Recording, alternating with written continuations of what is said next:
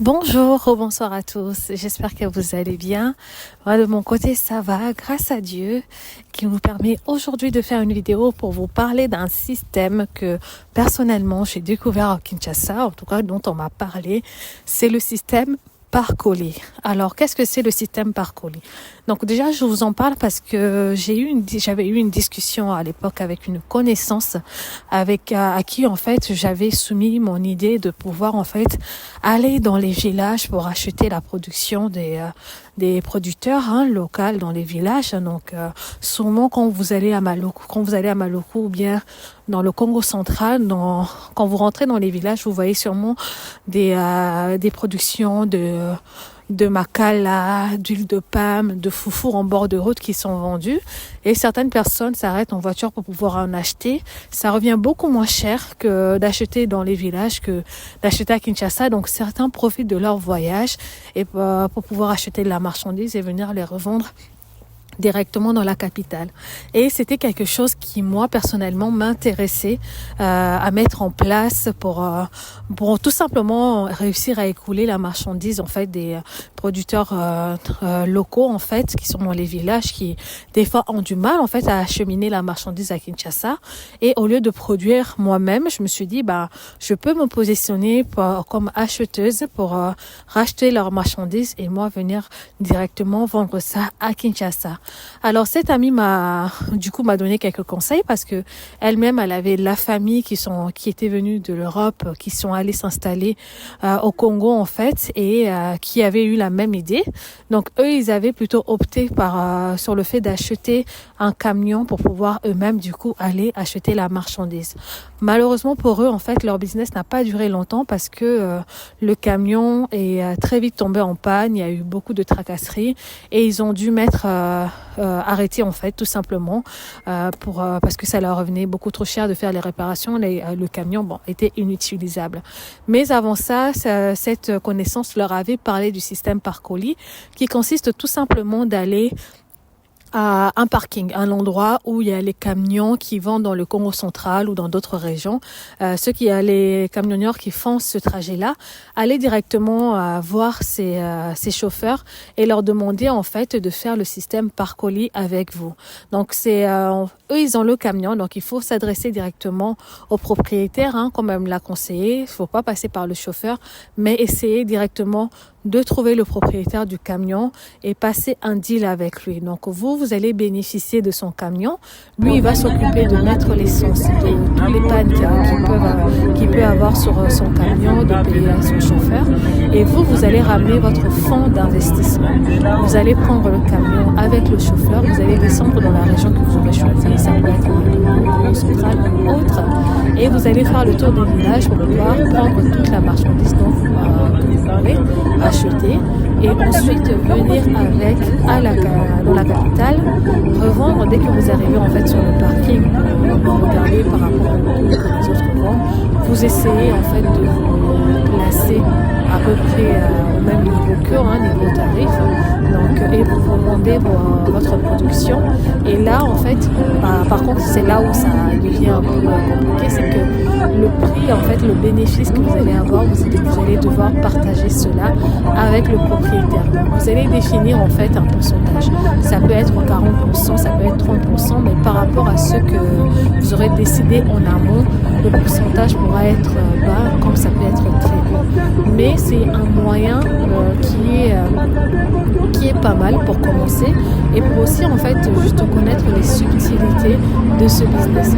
Donc aussi, vous achetez un camion, vous prenez des gens et tout, que vous ne connaissez pas exactement comment ça fonctionne, vous allez investir sur quelque chose un peu à l'aveugle et vous ne saurez pas comment faire, comment négocier, comment ensuite revendre.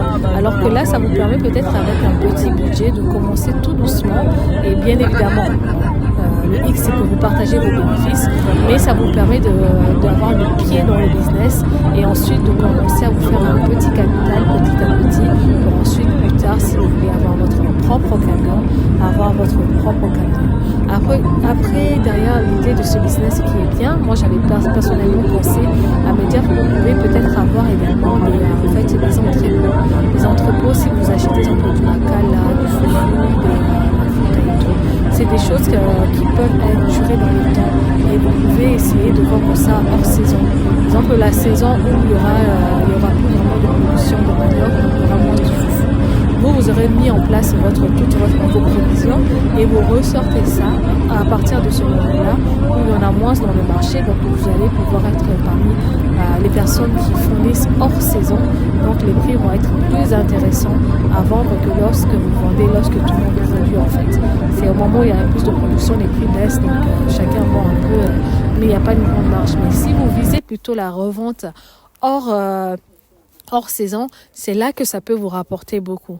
Vous pouvez, exemple, à Kisantu, dans le Congo central, si vous allez, exemple, plus loin dans le Congo central et tout, vous allez avoir vraiment des produits pas chers.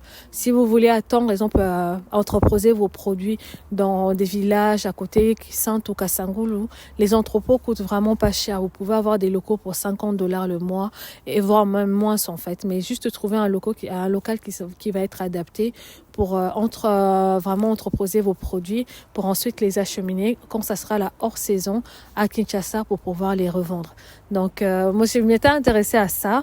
Je sais pas si j'espère qu'un jour avoir la possibilité de pouvoir vraiment mettre ça en place et vraiment commencer à le faire, mais bon, ça sera vraiment pour plus tard parce que pour l'instant moi je me concentre sur d'autres choses qui sont déjà en place.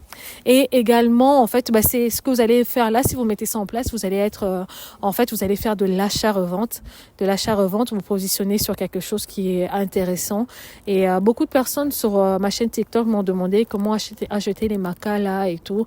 Bon, après, moi, ce que j'avais vu, ça se passait dans le Congo central. Dans le Congo central, quand vous allez surtout passer Kimpese, une fois que vous avez passé Kisantu, c'est là que ça devient intéressant pour acheter de la marchandise. Avant Kisantu, c'est pas intéressant. Les prix sont à peu près pareils qu'à Kinshasa et il n'y a pas vraiment de plus-value à acheter avant Kisantu, pardon.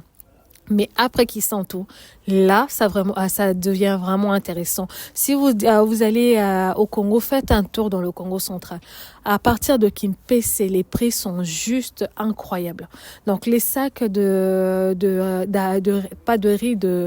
d'arachide, de ngouba, le copa ngouba, quand vous vend à Kinshasa à 500 francs, à partir de Kimpese, vous avez un sachet à 500 francs. Vous avez des chikwang qui coûtent 1000 francs à Kinshasa. À Kimpese, vous les avez à 500. Les chikwang, il y a des chikwang à 200 francs. À Kin, vous ne trouvez pas des chikwang à 200 francs. Mais à partir de Kimpese, oui. Et vous allez voir sur la route énormément de marchandises qui sont exposées en bord de route pour trouver acquéreurs, en fait. Et c'est là que ça devient intéressant parce que du coup, vous vous éloignez des villes plus proches de Kinshasa. Donc, du coup, il y a plus de production et les prix sont moins chers et c'est vraiment intéressant. Même si vous allez, en fait, juste pour faire du tourisme, que vous voulez descendre vers Mwanda, prenez une voiture. Moi, personnellement, on avait pris des camions sur la route. Comme ça, on prenait les transports en commun.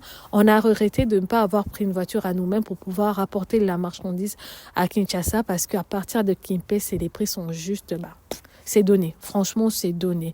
Dans les sacs en ngouba frais, des produits de qualité, des sacs de tomates à 500 francs. Je me disais, mais c'est incroyable la différence de prix qu'il y a dans les villages et à Kinshasa. Mais ça passe du simple au double, voire triple même, en fait. Triple.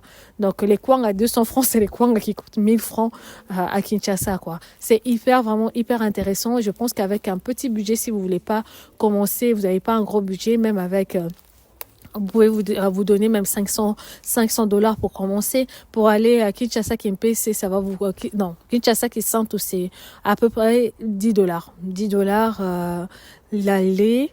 Et à partir de Kisantu Kimpese, c'est à peu près $5. Donc, si vous avez un $500 ou même moins, vous pouvez déjà commencer à avoir un peu de marchandises, quoi. Après, il faut compter aussi le prix du transport pour pouvoir rapatrier tout ça à Kinshasa. Donc voilà, je sais pas si vous connaissez ce système par colis. Moi, en tout cas, j'ai appris à connaître ça quand j'étais à Kinshasa. Ça, c'est vraiment une bonne chose quand vous passez du temps avec des gens, avec les locaux, partager avec eux, en fait, discuter avec eux. Vous allez apprendre énormément de choses sur ce qui se passe au pays, sur les différentes choses que beaucoup de gens ne partagent pas. Hein. Franchement, beaucoup connaissent des choses, ils ne disent rien. C'est quand tu leur parles, ils te disent ah oui, il y a ça, ça, ça, ça, et là ils te lâchent quelques morceaux quoi. Donc n'hésitez pas à discuter avec les locaux, apprenez d'eux et n'hésitez pas à venir partager également avec nous. Si vous connaissez en tout cas ce système Parcolis, n'hésitez pas à mettre un commentaire pour partager avec nous votre connaissance pour nous enrichir tous. Voilà, c'est la fin de la vidéo. Je vous souhaite une bonne fin de journée ou une bonne soirée. Portez-vous bien, prenez soin de vos familles et à bientôt pour une nouvelle vidéo. Au revoir.